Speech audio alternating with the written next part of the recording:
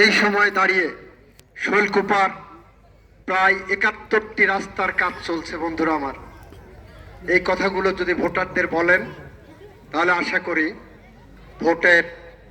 ভোটারদের মন গলবে। আমরা আরো বলছি, শৈলকুপা রক্তাক্ত ছিল, শৈলকুপা সন্ত্রাসের জনপদ ছিল। আমরা নির্বাচনের পরবর্তী সময়ে এই শৈলকুপাতে কোনো রক্তপাত হতে দেইনি, রাজনৈতিক প্রতিহিংসার শিকার কাউকে হতে দেইনি। আমরা এই শৈলকুপাতে শান্তির অবস্থা বজায় রেখেছি। কারোর বিরুদ্ধে মিথ্যা মামলা, হামলা, গায়েবী মামলা, হয়রানি এগুলো হতে দেইনি।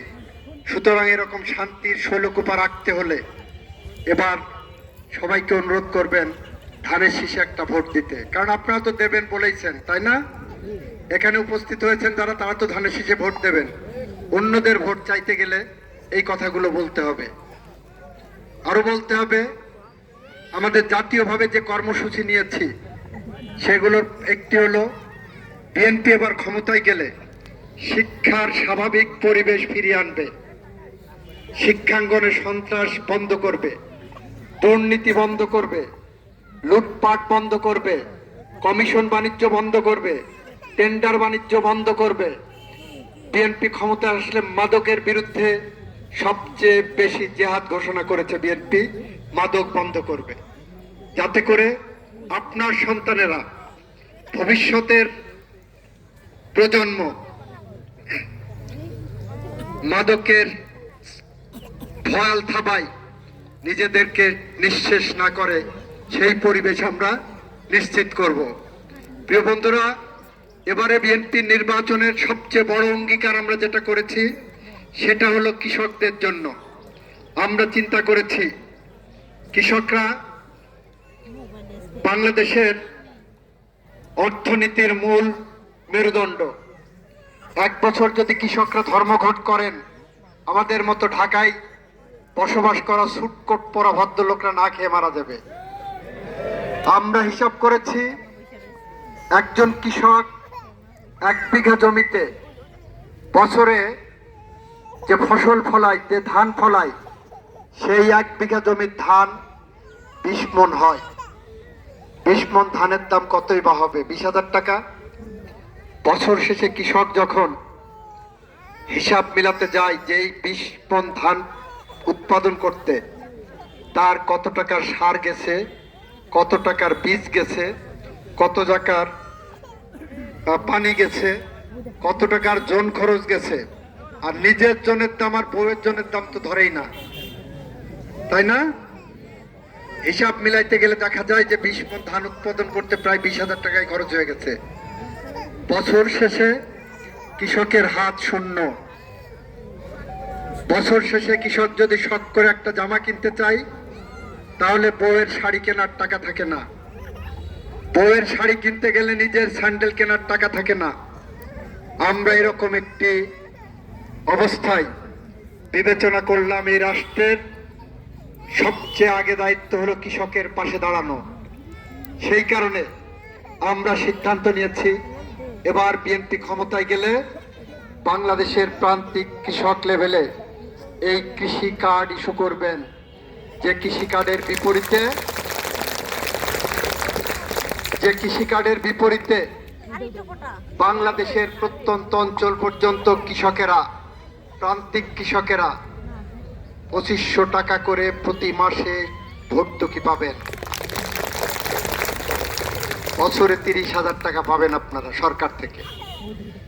এটা আমাদের নির্বাচনী অঙ্গীকার। বিএনপি ক্ষমতায় গেলে এই কর্মসূচি চালু করবে সবাই। আমরা প্রান্তিক কৃষক পর্যন্ত এটা দিয়ে যাব, পেয়ে যাবে। পয়সা কুচে করবো না আমরা, গণহারে যারা কৃষক তাদেরকে দেব ইনশাল্লাহ। এবার হবে না। আমাদের দ্বিতীয় কর্মসূচি সেটা হলো মা বোনদের জন্য, নারীদের জন্য। আমরা যদি এবার ক্ষমতায় যাই, আমাদের সবচেয়ে বড় পরিকল্পনা হলো বাংলাদেশের গৃহিণীদের জন্য। আমরা গৃহিণীদের জন্য একটি করে ফ্যামিলি কার্ড ইস্যু করব এই রঙের। ফ্যামিলি কার্ডের বিপরীতে বাংলাদেশের প্রতিটি গৃহিণীকে আমরা মাসে 2500 টাকা করে বেতন দেব।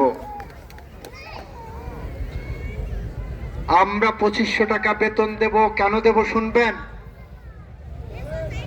আপনারা বলবেন আমরা তো সরকারের চাকরি করি না, তাহলে কেন বেতন হবে, তাই না? আপনারা রাষ্ট্রের জন্য যে কাজ করেন এই কাজ অন্য কেউ করে না। আপনারা রাষ্ট্রকে সুস্থ রাখেন, রাষ্ট্রকে ভালো রাখেন। আপনি একজন গৃহিণী, তাই না? আপনি আপনার সংসারে সবার আগে ঘুম থেকে ওঠেন, সবার আগে ঘুম থেকে উঠে ঘরদোর পরিষ্কার করেন, হাঁস মুরগি ছাড়েন, গরু ছাগল দেখেন, রান্না বান্না করে স্বামী সন্তানকে খাইয়ে কাজে পাঠান, স্কুল কলেজ বিশ্ববিদ্যালয়ে যায়। তারপরে আপনার দ্বিতীয় পর্বের কাজ শুরু হয়। খড়ি গুছান, ধান বানেন, ধান ঝাড়েন, কাপড় ধোন, সবজি লাগান, আবার গরু ছাগলের খাবার দেন। এটা করতে করতে সন্ধ্যা হয়ে যায়। সন্ধ্যা এসে আবার তড়িঘড়ি করে রান্না করতে হয়, না হলে যে সাহেব বিকালে এসে কাজের থেকে এসে ধোলাই করা একটা জামা পরে নিয়ে পাশের বাজারে গেছে চা নাস্তা খাইতে, ওখানে দেশ জাতি উদ্ধার করতে গেছে না, তারপরে এসে কি করবে? খেয়ে দিয়ে উনি ঘুমায় যাবেন। আপনারা সবার পরে খেতে বসছেন। আমি বিশ্বাস করি আপনাদের কপালে কখনো মাছের ভালো টুকরাটা জোটে না। মাংসের ভালো টুকরাটা নিজেদের জন্য রাখেন না কখনো, স্বামী এবং সন্তানকে খাওয়াই দেন। আপনার ঝোলে আর তালে হয়ে গেলে হয়ে গেল, কোন রকম খেয়ে আপনি ঘুমাতে চলে যাচ্ছেন, তাই না? এই যে সবার আগে ঘুম থেকে উঠে সবার পরে ঘুমাতে যাচ্ছেন, সারাদিন হাড় ভাঙা পরিশ্রম করে, বিনিময়ে কি পাচ্ছেন? কিচ্ছু পান না, কিছুই পান না। পান পান, এটা বদনাম পান, এটা বদনাম পান, বুঝলেন? বদনামটা কি? আপনার স্বামীকে যদি জিজ্ঞাসা করি, ভাই ভাবি কি করেন, দেখবেন ভদ্রলোক এমন ভাবে কথা বলবে যে জীবনে কোনোদিন মিথ্যা কথা বলে না। অথচ সবচেয়ে বড় মিথ্যা কথাটা বলবে, বলবে কি? ভাই ভাবি তো কিছু করে না, বাড়িই থাকে, খায় আর ঘুমায়, তাই না? আপনার কাজের কোনো দাম নেই। আপনি সারাদিন হাড় ভাঙা পরিশ্রম করে একটা সংসারে আলো দিয়ে ছায়া দিয়ে ওই সংসারকে বাঁচায় রাখছেন। আপনার সংসার আপনি ভালো রাখছেন বলেই বাংলাদেশ ভালো আছে। আমরা তাই বলছি, আপনার এই বলাটা, আপনার এই যে বদনাম, এটা নারীর প্রতি অন্যায়, নারীর প্রতি অবিচার, নারীর প্রতি অবমাননা। মাইরো খান, ভাবতে পারেন না, শিখাইলাম না, বুঝে নেন। তারপরে যদি কেউ মারে আমারে বলবেন, দেখব। তো এই নারীর প্রতি অন্যায় অবিচারের কারণে আমরা মনে করেছি এবার ক্ষমতা আসলে বাংলাদেশের প্রতিটা গৃহিণীকে, টেকনাফ থেকে তেতুলিয়া, রূপসা থেকে পাথুরিয়া, হিন্দু থেকে মুসলমান, খ্রিস্টান থেকে বৌদ্ধ, চাকমা থেকে সাঁওতাল, পাহাড় থেকে সমতল, সমস্ত স্তরের মানুষের মাঝে গৃহিণীদেরকে আমরা প্রাথমিকভাবে একটি করে ফ্যামিলি কার্ড দেব, যার বিনিময়ে প্রতি মাসে তাদেরকে তার পরিবারের চাকরি করার জন্য 2500 করে টাকা দেব। তাতে বছরে আসবে 30,000 টাকা। একজন কৃষক স্বামী যদি 30,000 পান, একজন গৃহিণী যদি 30,000 টাকা পান, 60,000 টাকা বছরে হবে, তাই তো? এই কর্মসূচি বিএনপি যতদিন বেঁচে থাকবে, যে ক্ষমতায় থাকবে, বিএনপি যতদিন ক্ষমতায় থাকবে ততদিন এই কর্মসূচি চলবে। এখন আমাদের কিছু শর্ত আছে, আমাদের কিছু শর্ত আছে। শর্তটা কি বলেন তো? না, কারণ এই টাকাটা যখন দেব তখন ভোট চলে যাবে, ভোটের জন্য না। আমাদের শর্তটা আপনাদের মানতে হবে, না মানলে আমরা কিছু করতে পারবো না, কারণ ওটা আপনার টাকা, আপনি আপনার মতো ব্যবহার করবেন। আমরা শুধু শর্ত দেব, নির্দেশিকা দেব ওই 60,000 টাকা দিয়ে প্রথম বছর শাড়ি চুড়ি কেউ কিনতে যাবেন না। আপনারা 60,000 টাকা দিয়ে 60টা মুরগির বাচ্চা কেনেন, 10টা ছাগলের বাচ্চা কেনেন, 2টা গরুর বাছুর কেনেন। 1 বছর পরে ওই 60,000 টাকা ঘুরে ফিরে আপনার সংসারে 3 লক্ষ টাকা হয়ে ফেরত আসবে। দ্বিতীয় বছর আরো 60,000 যোগ হবে, 3,60,000 টাকা আবার বিনিয়োগ করেন, তখন 300 মুরগির বাচ্চা কেনেন, 30টা ছাগলের বাচ্চা কেনেন, 5টা গরুর বাছুর কেনেন। দেখবেন দ্বিতীয় বছরে আপনার ঘরে 10 লক্ষ টাকা হয়ে ওটা ফেরত আসবে। আমরা এভাবে স্বপ্ন দেখছি 5 বছর পরে আপনার ঘরে কমপক্ষে 30-35 লক্ষ টাকা ক্যাশ হিসাবে রোল করবে, ঘুরপাক খাবে।